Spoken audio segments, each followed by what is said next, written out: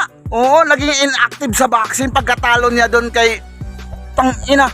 Wag kang ganun, boy. Wag mo kaming sinungalingan yan lahat. At saka isa pa mga idol, alam nyo, ano yung ginagawa nito si Tambalolo? Pinag-away-away na naman itong si Sultan.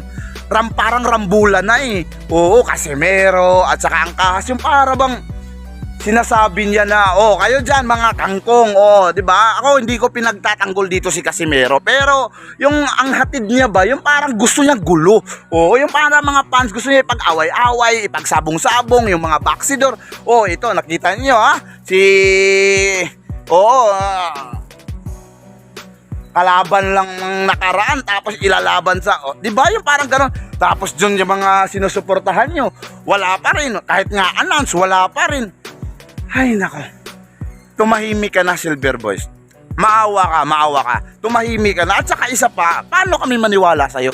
Si Sultan nagiging inactive nung last niyang laban, no? Talagang putang ina. Tapos ngayon, nakikita mo ba, depressed yung ano mo, yung backseater sa MPC ang ahas, yung parang nawala na ng tiwala sa sarili, gusto na magretiro sa boxing. Tapos ngayon, pangpalubag loob mo, katulad pa rin ng dati, yung parang bang big announce, yung parang big fight is coming kay Sultan, tapos nagiging inactive. Ang ina, wag mo na kaming lukuhin. At saka isa pa, wag mo ipag-away-away yung mga fans. Oh, at saka ang mga boxer, ipag-away-away mo naman eh.